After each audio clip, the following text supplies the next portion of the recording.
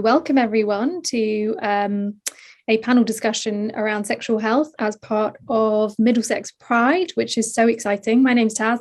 I am a consultant in sexual health and HIV, and I work mainly around West London area. But I do hail from Brent, which is part of Middlesex, so I'm a Harrow girl.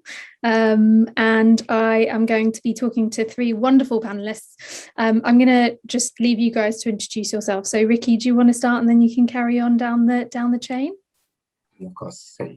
So hello, my name is Ricky. I'm a prevention and testing coordinator of PositiveEast. I'm doing this occupation for about 3 years, but I have also a number of years of experience of working at the front line with homelessness and in the NHS, which is quite nice. I did enjoy all of it. Thank you so much. Makinder? Hi there, I'm Makinder Chahal. I'm the Senior Health Promotion Worker at Trade Sexual Health, and we're a sexual health and HIV charity based in Leicester, working primarily with LGBT communities. I've worked in the voluntary sector now for coming up to nearly 10 years, specifically around HIV prevention, targeted towards men who have sex with men. And finally, Phil, if you could take it away. Sure. My name is Phil Samba. I'm strategic lead for PrEP for queer men of color at PrEPster. I'm our parent company, the Love Tank. I think I've been working in HIV and sexual health primarily around queer men of color's sexual health and mental health for about the last 4 years. Amazing. Thank you so much, guys. That's fantastic. So I'm just going to go straight into it and ask a couple of specific questions for you guys. So to starting off, I suppose, with Ricky. So Ricky, in terms of HIV and sexual health testing uptake within your community and your place of work, but I suppose we could broaden it because we are doing Middlesex Pride. So generally in terms of Polish and Eastern European gay, bisexual men, but also queer people. Do you find that, what's the testing uptake like? Are there any barriers to testing? In your personal experience, what do you feel like there's been in terms of specific issues that we need to tease out? It is a relatively complicated subject because Polish people are one of the largest minorities of England, of United Kingdom and in London, but we are not exactly well researched. And it's changed kind of dynamic of the situation before the lockdown because there was a relatively bad impression of the Polish people, a negative stereotype, and stigmatizing. And, you know, I think the Polish people as well as Eastern European that we're discussing were kind of used by people who are pretty much in power in here to kind of push the Brexit agenda, and then Brexit came. So I know for a fact from my friends and people who I'm testing and people who I'm engaging and people who are working in the support services of London, that it affected in general negatively the Polish community as total. So there's quite a lot of my very highly professional friends who after all those events decided to leave that country because they didn't feel welcome. And the people who were struggling, didn't feel welcome to start with, and they also left. So I think that there's slightly less of us, but I think that Polish people kind of integrated into the British society very well. And I think that we are operating very well, but the people who are disadvantaged to start with are not in the better position now. And I think that the lockdown on the top of it didn't particularly help with access to the services across the board. So we're talking about mental health, substance misuse, HIV, sexual health, and others. And they are kind of interlinked because there's no way of explaining other way. They are always interlinked. So yeah, I think that we have quite few things to do. And I think that I'm kind of picking up slowly as a positivist worker as well, a result of all those things that happened. So do you feel like there's definitely been a significant kind of increase in need for testing, but also increase in maybe diagnoses of STIs and HIV within the Polish and Eastern European community, would you say, since lockdown? I think that it's more across the board. It's not necessarily applying to Polish or Eastern European community because, you know, PositiveEast organization is working across 6 boroughs, I think. and you know, we go into like plenty of different amount of spaces. So we go into the churches and community venues and libraries, sex clubs, saunas, parks, cruising grounds, and other, and like, you know, all of those places at different time of the day, you can meet slightly different community, and you respond in it in the different way depending on which background you're coming from, isn't it? So I personally, over the last couple of weeks, I experienced like quite a lot of referrals and requests for help from people who are slightly over too chaotic, that lost the entitlement to benefit, that substance misuse is kind of a dual diagnosis. The things that were kind of underlined before over the COVID exploded into unmanageable conditions. And it's not necessary to Polish people and only Polish people, but it's across the board, and it's applying to MSM quite a lot. There is an increase in chemsex and other things that couldn't be addressed face to face over the lockdown. And I think that we will, and we are getting the results of it. I completely agree with you. I've seen such a massive increase in chems use. It's pretty scary. So I think a lot of work to be done across the board, really. Thank you so much. And the work that you're doing sounds amazing. So keep up the good work. I'm just going to move on to Makinder, I suppose. Do you think you're able to give us an idea? This is a massive question. I'm really sorry. You absolutely don't need to answer all of it or any of it, really. But in terms of the South Asian community in particular, so you're Sikh, is that right? Yeah.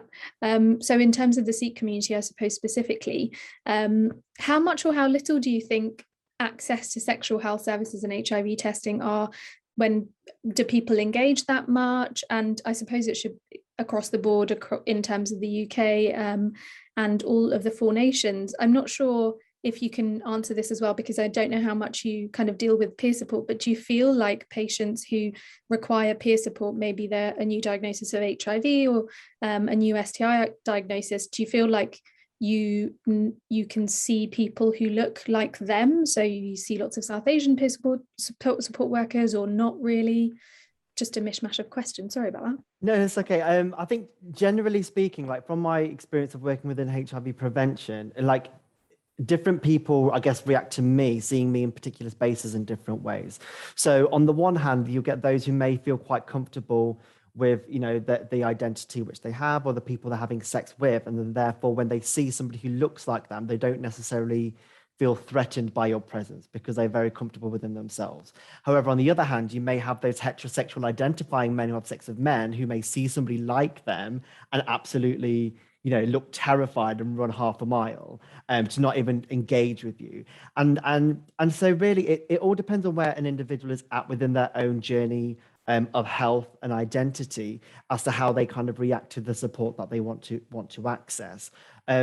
Generally speaking, like within the voluntary sector and within the field of work, you know, that I do at Trade, it's having a regular presence somewhere increases that confidence in individuals to come forwards to you. So we do a lot of work within public sex environments and going to cruising grounds, for example, especially over the latter end of the COVID restrictions, where we've been able to go out a lot more. While saunas and other sex on premises venues have been closed, we've seen an increase in the usage of cruising grounds. Where traditionally I may have seen a lot of South Asian men within saunas, they have actually been going to the cruising grounds as an alternative space. But once again, I think that those men who we saw out in the cruising ground, who had already established a working relationship with from the sauna prior to COVID, were very comfortable. But once again, we were engaging with a very new crowd whom we may have not engaged with before in the sauna space. So actually building up that confidence on a weekly basis, just being there on a regular. We know that the cruising community love to talk to one another, as well as doing other things whilst they're out cruising. But we know that actually by building upon the reputation of us being there and actually peer learning, not necessarily from a worker perspective, but actually from a community perspective, we have found to be really beneficial. So even if it's a case of, oh, you don't need to worry about them, you know, talking to the police, etc., because they're really here for us as a community.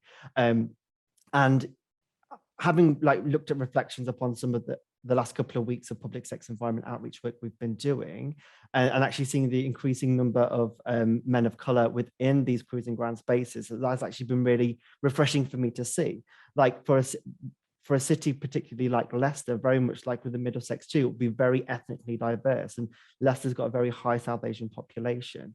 And actually, when exploring those areas within these cruising grounds where people are going, and actually having the confidence to be able to access a particular space whilst also managing a whole variety of different areas of their life or different things that they're going through in their lives.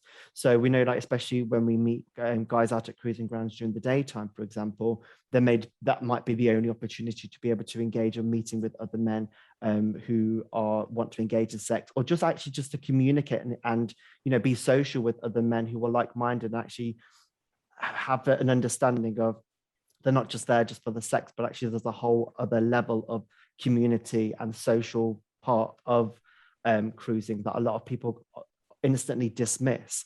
But then at the same time too, there's a lot of the balance between safety within these particular spaces, and especially when it comes to reporting of hate crime, which may occur within public sex environments.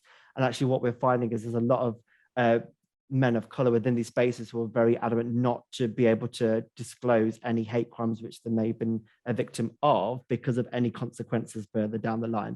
So they almost see this, if something bad happens, they will assess the broader picture first, as opposed to looking after their own health and well-being. And I think bringing it back around by having a worker there to be able to connect the dots with somebody and support them through that process, we're finding really valuable to do. And whilst supporting somebody's mental health and sexual health at the same time, it all falls part and parcel. So I guess in summary, on the one hand, actually being there as a person of color in that space can be positive, but also can have its downsides too. So interesting, but also so sad about the kind of, if you think about it, people of color and cruising grounds, and just thinking that there is obviously going to be a certain amount of racism potentially, and so hate crimes will occur, and then just thinking about the bigger picture, especially with men who don't identify as gay or bi, for example, just makes it incredibly sad to think that they feel like they can't discuss or disclose anything that might have happened to them, which is really interesting, and also incredibly sad. So thank you for that. And Phil, don't worry, I'm not going to keep this kind of like production line going, because obviously that can be a little bit boring. I'll switch it up, don't worry. How do you think the uptake of PrEP in queer Black men has changed over the course of the last few years since it became available on the NHS? I know that obviously the intersections in terms of financial security and social status were really, really instrumental in patients not being, and also just awareness of access to services made it really difficult for a lot of people, in particular Black and minority ethnic people, to access PrEP before, when it wasn't available on the NHS. So do you feel like there's still much more work to do in terms of getting PrEP across to queer Black men? Do you see kind of good or bad interventions around the promotion of PrEP within the communities that you engage in? Is there anything in particular that you're really excited about? Well, I think the question kind of reminds me of the PrEP impact trial. And I think as soon as the PrEP impact trial was available, lots of cis gay men rushed to clinics to get onto it because they had more of an awareness of it prior to the trial being available. But as soon as Black people hear the word trial, they're like, I'm not doing that, because these people are not going to experiment on me. So I think that was done deliberately, because they wanted people to, I feel like they wanted people not to take it up. And although we told NHS England and we told the Department of Health that we're going to have lots of issues because everything is going to be filled straight away, what had happened was there was only, I think, 10,000 spaces originally, which then led to it becoming 13,000, which then doubled it to 26,000, and spaces kept getting filled. I think Black people are a lot more, or Black men in particular, were a lot more hesitant to start it as a result of it being a trial and not understanding that. But also, you have to think that PrEP, to be honest, the idea of PrEP as a concept just sounds too good to be true for someone that's never heard of it, but then has still grown up with the kind of fear and anxiety around getting HIV.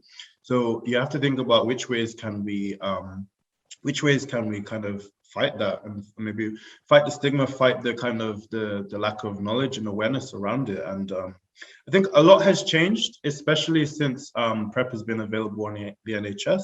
I think it's become a lot more normalized. I think initially there was a lot of stuff on I guess, shaming people for using it and just having this assumption that they were going to sleep around or that they were going to just be very irresponsible or just sleep with whoever they, I mean, I don't see an issue with people sleeping with whoever they wanted, but it seemed like there was this pressure of this, oh, if you take PrEP, then that means there's something wrong with you. But ideally, it just allows you to have the sex that you want without the stress and anxiety of contracting HIV. I think since NHS has made PrEP available, I think it's become a lot more normalized. It's discussed a lot more. It's on dating apps that queer men use in terms of if people are explaining if they're on it or not, and it's just a lot more common. I think the issue that we had in the initial stages from all the way back through 2015 is that there was not many conversations about it. Things were happening, but they weren't happening in Black queer spaces. Or, I feel like there was sometimes Black people can be slow to start things, and we like to see how things go. And one thing that I noticed is that I had a lot more of people that I knew and friends of mine that I've known that have been involved in HIV and sexual health for the last 4 years, who are only more interested or more I guess more open to the idea of starting PrEP when they started to see that it's been out for some time. So I think it was also that, it was the advertisement of it, whereas the trial kind of made it seem like it was something that wasn't working, I guess. Amazing. Yeah, no, I completely agree. I think especially what you were talking about really resonated in terms of hesitancy to take up PrEP if you're a Black person in a trial. I mean, it's so obvious, and it's glaring you in the face that why don't I put white people and Black people in a trial, because that's not happened before, has it? We've not put Black people in trials without their consent for centuries on end, have we? And so I think it really resonates with COVID vaccine hesitancy as well, and the idea of people just saying oh, if you don't want it, then you don't, I mean, you're not going to get it, are you? Because you're fearful or you're scared, but there's no actual conversation about why that is, whether there is a deep-rooted problem in the institutional racism within the NHS, or the mistreatment of Black people within kind of testing and trials.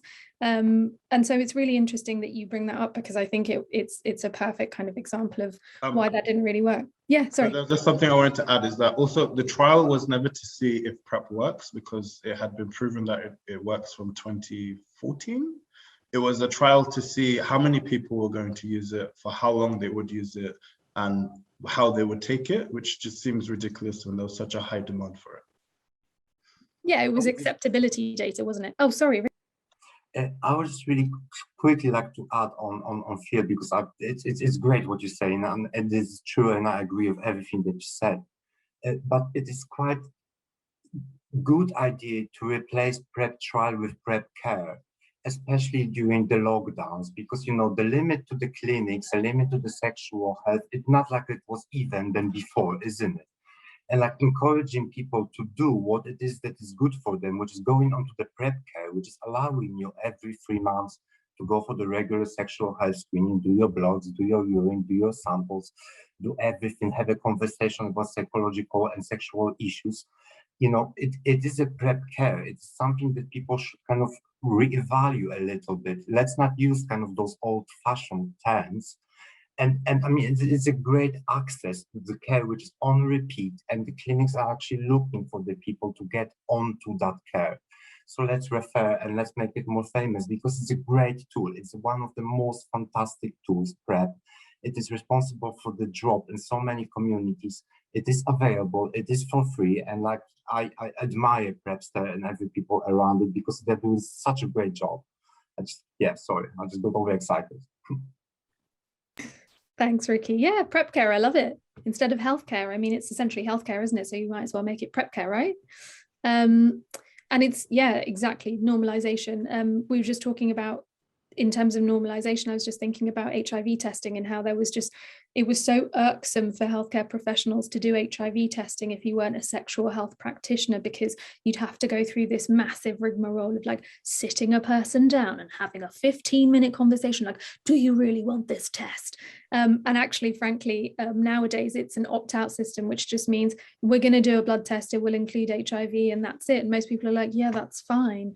And actually, if we'd have done that from the very beginning, it would have been absolutely fine. But I mean, oh well, it is what it is, isn't it? Okay, let's move on to the next kind of section. So I was just thinking in terms of prevention campaigns, I suppose this is for everyone. Do you think in terms of sexual health, HIV awareness and prevention messaging that we provide to kind of cisgendered white, I'm going to say British folk, because obviously Ricky, you're here, can be generalized to, I suppose, racialized minorities is what I'm going to say, because obviously we want to include people like immigrants, migrant populations, and if, for example, they have worked, then great, how have they worked? And if they haven't, then why not? And what can we really do to try and improve that? So if anyone wants to start, feel free. I'm pretty free and easy. I think that we tend to have a lot of issues within the HIV and sexual health sector, in which it's a lot of cis white British people doing a lot of work trying to reach demographics that they're not from, backgrounds they're not from, communities they're not from or understand wholeheartedly. And a lot of the time, it doesn't tend to work. We have this belief in the sector that we have these hard to reach communities. And I don't believe that communities are hard to reach or hard to engage. I think the services are hard to reach or hard to engage, because the people are there. It's just the people are not getting connected to the services. Yeah, I just kind of want to follow on from that point exactly when it comes to, you know, ensuring that the right people are in place for the right roles. And, you know, I've seen many, you know, BAME led projects led by white cisgendered women who haven't received any kind of cultural competency training to be working with the communities that they're supposed to be working with.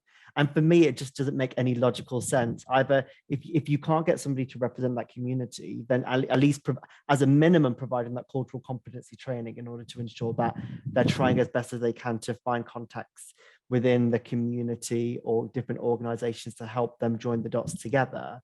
But when that doesn't happen, for me, it just seems like it's a glaringly obvious mistake to make. But I think it's still something that happens time and time again. Maybe not so much within the voluntary sector, because I think organizations are very good at networking with one another, but it's more so from kind of that structural NHS level where even with the voluntary sector trying to engage with the NHS, and they think, well, we can provide this person, but it's like, it's not the right fit. But also as well, kind of empowering individuals to engage within campaigns too can also be a struggle. And I know, I mean, there was the Me Himmels campaign, which was done with South Asian queer men as well as queer Black men as two different campaigns. But once again, the difficulty with the South Asian queer men campaign was a lot of people didn't want to come forward to put their face onto a campaign.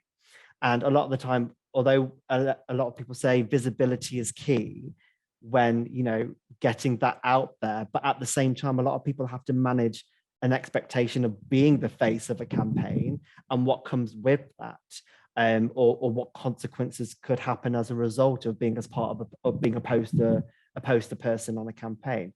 And so once again, a lot of people don't necessarily think about the nuances about people having to think that much about being as part of a campaign. But when it comes down to working with, I've talked in the context of, you know, queer South Asian men, it is one of the things that just stay is a deciding factor for people, because if they're like, I don't want my face getting out, if something's going to happen to me as a consequence of that. So it's really difficult to try and find that balance between visibility, but also ensuring one's safety whilst delivering such important messaging.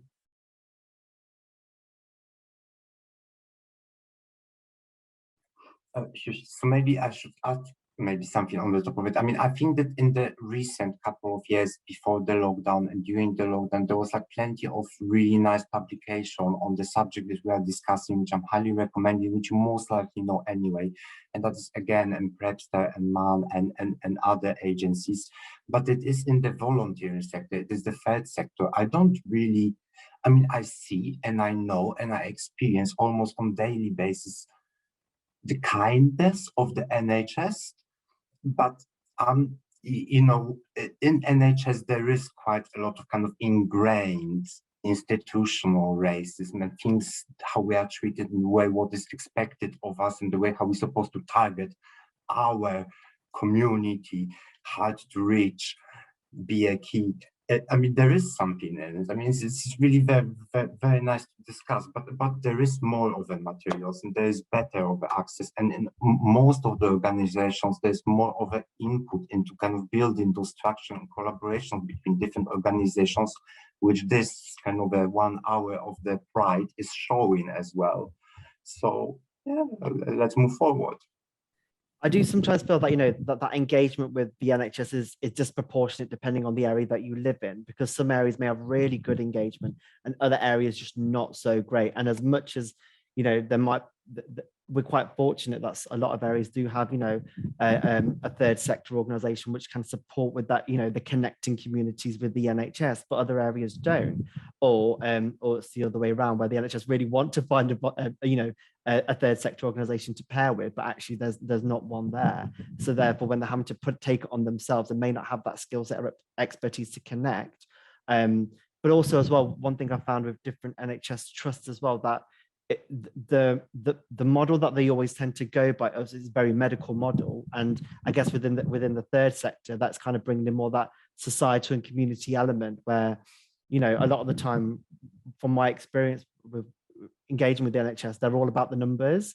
They want to see the numbers. If you not get the numbers in, you're not doing a good job. But actually, you know, we're busting a gut here in the third sector, providing that quality of connections and, you know, keeping people coming back.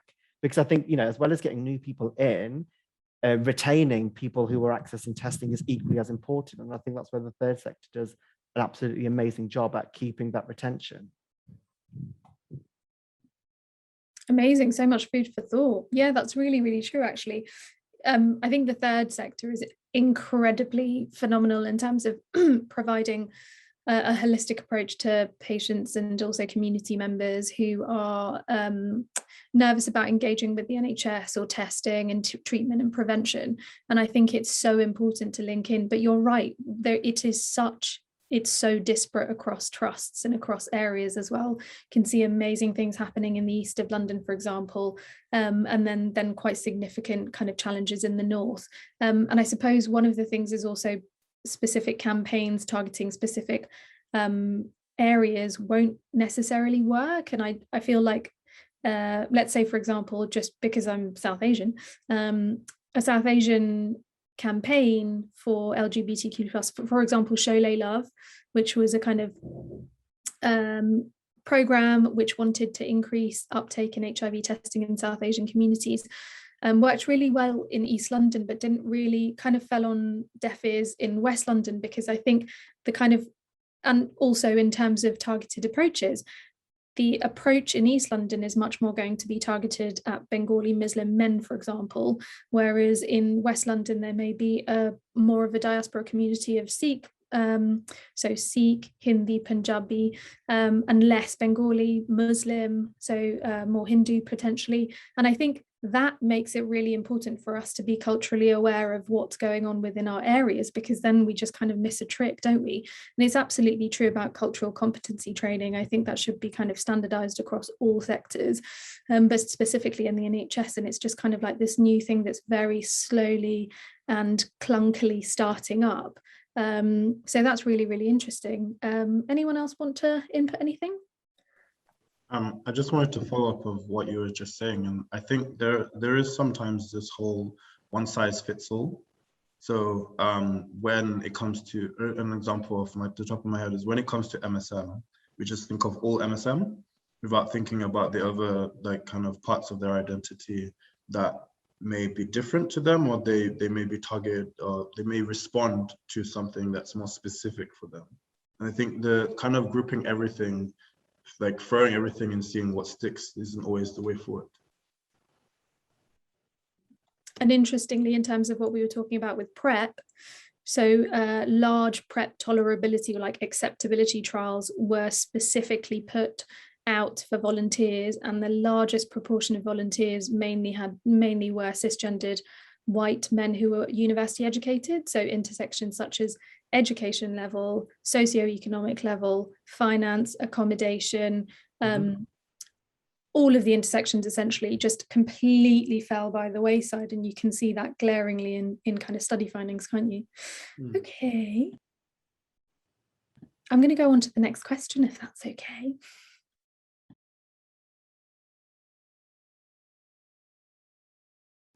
So a bit of a curveball, but I was just thinking in terms of migration. So I went to this really fascinating talk a couple of years back in terms of the European Centre for Disease Control, which is the European CDC. And they had this amazing study just looking at how migrants and asylum seekers who had come to the UK and European nations were particularly vulnerable in terms of HIV acquisition.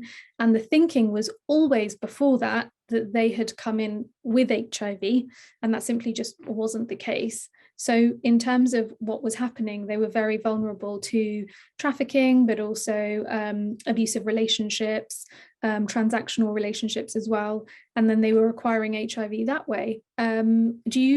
So from in terms of third sector organisations, do you see many migrant populations, and asylum seekers in your place of work? And are there any safe spaces that you could advise where they could go to access care? I think the fear for them is in particular deportation or being kind of sent to the Home Office, to detention centres and things like that. So any kind of information I think would be really useful. We recently started a project specifically targeting queer migrant men, because what we found is that there's a lot of issues with a lot of men coming to this country and then not understanding that the fact that they can access the NHS for free, that they can access the NHS without it being a threat to their immigration status. I think they tend to avoid sexual health services because they don't know what they can and can't do.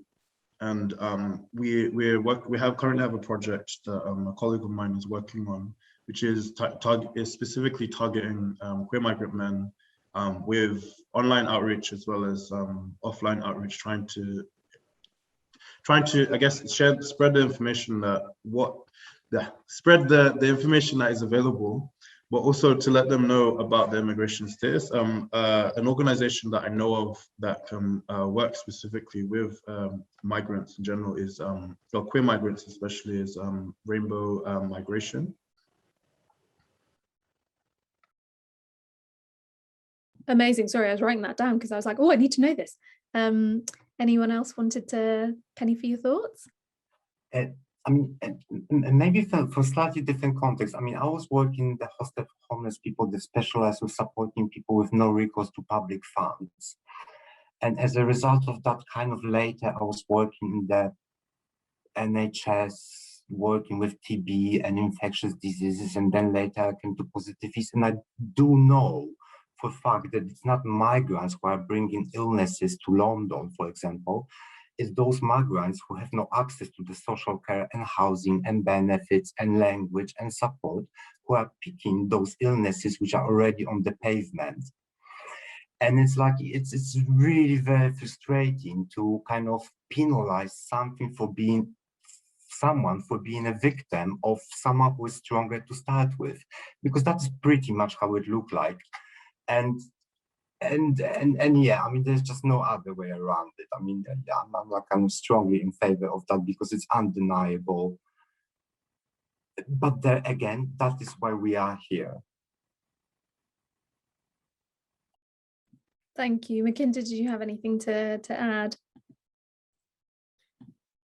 Not much on what Ricky and Phil have already spoken about, really. But I guess with a city like Leicester, I mean, I can reflect upon like the area that I work in, which, you know, it's a very transient community that communities that live here. And although, you know, the different communities that are moving in and out of the area are shifting and changing over time, while predominantly it's been South Asian, but then areas where lots of South Asian people lived, as you know, Central and Eastern European communities have moved in. It's kind of like exploring the areas, but once again, the commonality of these areas is they're always underfunded areas of poverty, overcrowding, etc. And a lot of this has come a lot more to light because of COVID, where, you know, where COVID rates have been seen because of overcrowding, but they're not necessarily relating it to anything else. And I think when it comes to sexual health and HIV, these are the things that people need to start joining the dots with a lot more better. I heartily agree. I think in terms of, so I'm going to leave the last question to the very end, but I was just thinking I might just pick your brains in terms of your own lived experiences, specific to things like community and family. So it's totally your call whether or not you want to discuss in depth about yourselves or just maybe experiences from other people. But I suppose in terms of, so to put it into context, I was really lucky. I went to this stigma talk a couple of years back, and it was in Hong Kong actually, but it was about Asia Pacific. So they obviously, so across the whole of Asia, there is obviously a very, very strong notion of family. And I think that's clearly going to be a global cultural kind of thing as well. It's universal to most cultures, right? Family is very, very important.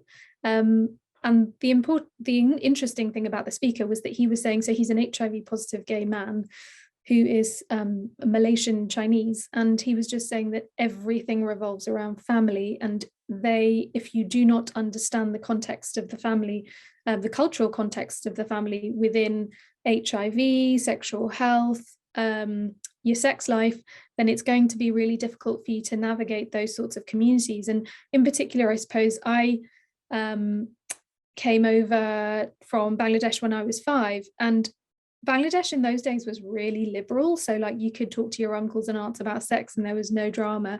It's a very, very secular nation. And then I feel like something to do with migration potentially, but migrating over to the UK made my parents so strict. There was like no way we were ever going to talk about sex or boys or anything like that. And I don't know if this is the same in different communities, but I wonder whether there is a strictness or a conservatism that comes over in migration that is seen within your communities, or whether that plays a role in terms of queer people of colour and racialized minorities accessing sexual health care. I don't know, that's like a whole load of stuff, but I think family and community is the main basis of my question. I think that kind of coming from like minority ethnic background, I think there is something odd, well not odd, but there is something about coming from the motherland and then coming to Britain and then trying to keep, I guess, the old cultural norms within the UK, but then trying to make our kids, us, or from coming from our parents or our families, trying to make us not like white British kids, but then we go into white British schools and there's this like disconnect between the past in a different country and the present here. And I think that all plays into kind of how we may see our sexuality, how we see sex in general.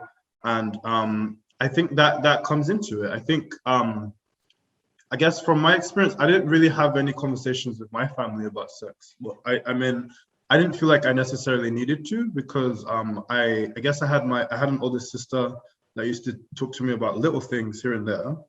But then also I had some sex education. The sex education here was also useless because the beginning and end of it was that a man and a woman have sex and you should wear a condom, because if you don't, then she gets pregnant. So none of that was applicable to me.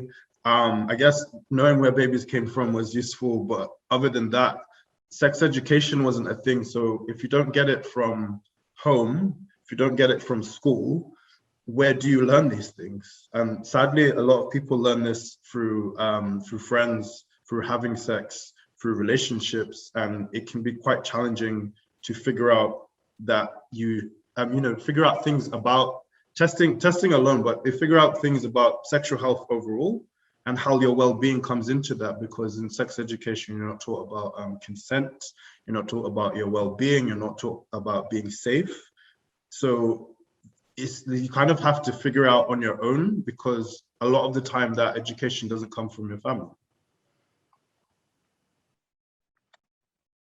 Yeah, I was just gonna like add in that, you know, especially second, third, and fourth generation individuals often have gone through a lot of an identity crisis when it comes to kind of like the management or, you know, seeking of your own identity, be it from a motherland or from the place you're residing. And I think a lot more people now are slowly starting to reconcile multiple identities. And I think especially as a queer person of color, it's, you know, as well as exploring my sexual identity, also going through that identity crisis that a lot of my peers have also been going through when it comes to ethnic identity. And so I think marrying all of those different things together has been a struggle, but I think a lot more people are starting to connect with others now to be able to find the space to be able to explore one's own identity in all many different formats. And although I do agree that a lot of people may tend to hold on to quite conservative views as a almost kind of like a, you know, to reflect upon what time was as opposed to what it is now, but also feeling that there's like a standard to uphold of a particular culture. And one way that we're that at Trade, we were quite fortunate to get some funding from the HIV Innovation Fund to do some work with South Asian women exploring sexual health, contraception, and HIV testing. And the way we're doing that is actually embedding it into culture and using the idea of media and these South Asian serials where they're very overly dramatized, but getting some really key messages across. So it's a very much, you know, sound effects, really OTT, but we know that that's the medium that much more people are going to be accessing. And actually just getting some really like simple information across about consent, things like marital rape, or looking after, you know, contraceptive choices to empower South Asian women to be able to take control of their own sexual health. And actually displaying it through this medium is making it a lot more accessible to people. So I guess that's how we're kind of trying to merge some of that cultural element as well as get some of those key issues out there to make it more accessible for more people. Thank you. I mean, you know, I think that as a Polish gay man, I'm coming from a relatively binary, very homogenic, very white society, which is Poland. And like, you know, I learned about gay sex and queer sex by practice rather than mentioning about it or finding the articles or something which is any close to anything that stands to anything that's competent. It just didn't exist back then, at least. So like, you know, there is the subject of kind of migrants and chosen family and the way how we learning and kind of the hoops that we need to jump through in order to get where we're supposed to be, where we are more or less now. So it is very interesting. Do you know, one thing I've actually found very, like, there's a lot of similarities between South Asian communities and Polish communities is one thing I've found, like really, one of those really crazy overlaps. You think, what? But actually, because religion plays such a key, like is a real key influencing factor, and sometimes it's about finding those identity things. So although when we said, you know, not one size fits all, but when you find something where culturally, although it may be visibly different, but actually the cultural essence of it. And I think Taz, you'd already mentioned it when it comes to family too, and actually having that family tie in plays in like a key role in kind of connecting the dots with a much broader approach. And there's also something else that I can just quickly add on the top of it, because I know by experience and for fact that, for example, we are working with organizations like Let Voices Be Heard, which is like a Bengali, Bangladeshi LGBT asylum seeker group, and others, and Imam and ELOP, and people who are, we as a PositiveEast organization, kind of giving the free access to our building and supporting with accessing the grants for the food parcels or clothing and other things, plus kind of collaborating with so many organizations to reach what for me is perceived by the general population to be difficult, when it's not really difficult, because we have no, how to engage communities. You can just shy away from it. But but I think that in general, as all of us, I mean, we're doing a really great job in the HIV sector, and I wish more of it. Preach. Yes. Thanks, guys. That was really interesting. So many really, really fantastic points, and like there's so many things I wanted to say when you guys were talking, but I'm not going to digress. I suppose we are coming up to 1:45, so I'm just going to kind of give you the floor, but I have just my last question, which is essentially the kind of one thing that you might want to talk about regarding your activism, your work in regards to Pride, and in particular Middlesex Pride. If there's anything that you wanted to talk about, now would be your time and your platform. So if there's one thing that you want to talk about, go for it. Maybe I will go first. Try to kind of live your life authentically every single day, and try to help people to do exactly the same. And you don't need to be like visible like we are. You just need to do your job and be yourself, and it will be fine.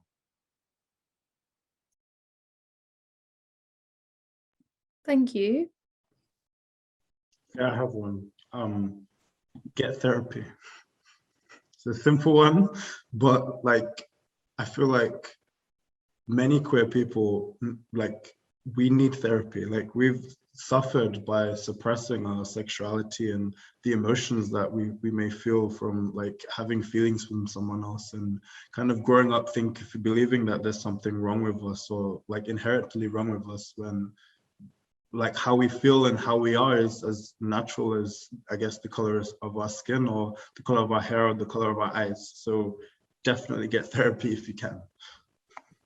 And kind of like following on from what Phil said about therapy, and access good therapy, because, you might live in an area where, there might only be one type of therapy you can access, but it doesn't mean that has to be the therapy you access. There's online portals where you can have therapy remotely. You can find a therapist or a type of therapy that suits you and your own needs. So don't just settle for what's presented to you, but also do your own research when it comes to it, because I think there's so many resources out there now that there would be something for everybody tailored specifically for you.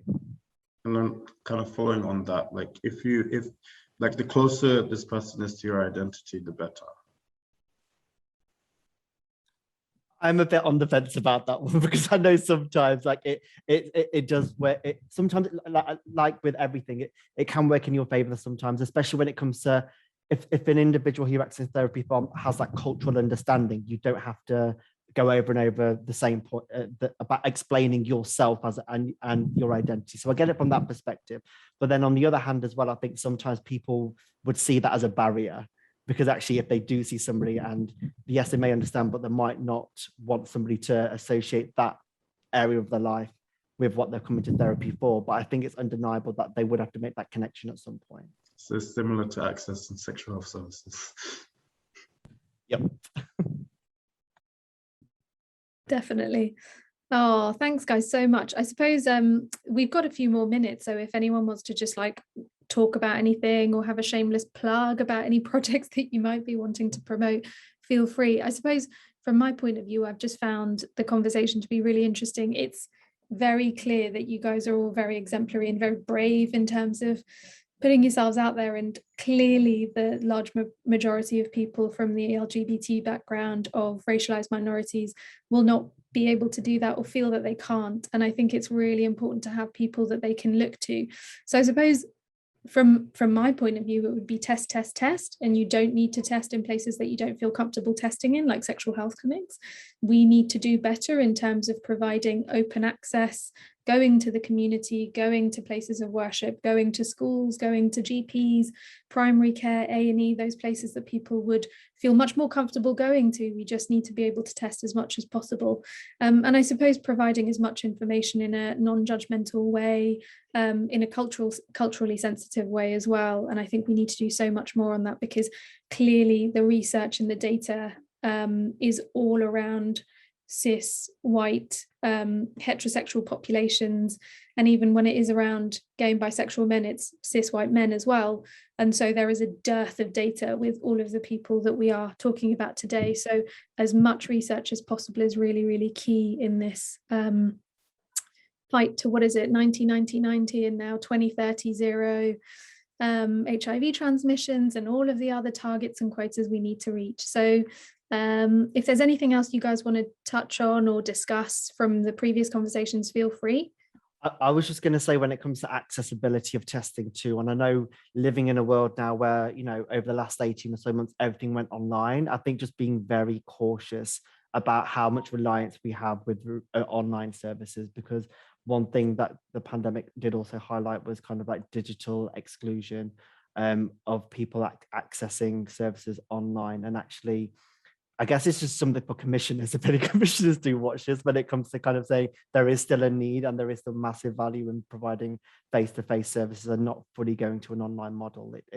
But like even within the organization now at Trade here, we're taking everything as a hybrid approach when it comes to social groups. You know, people can be on Zoom as well as be in person. You know, there's an option for getting tested online and in person. And I think there's always going to be a space for both, but just not to, in order to save money, taking things online, making sure there's a good balance there, but it's also based on the needs of the community too.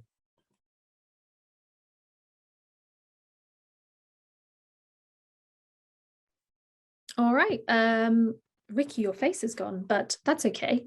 Thank you so much for this really fantastic talk. We're a little bit early, but to be perfectly honest, I think we've had really fruitful conversation. So if there's nothing else, then I'm going to dial it back and say thank you all so much for being panelists, and thank you for your candidness and your discussion. Really, really appreciate it.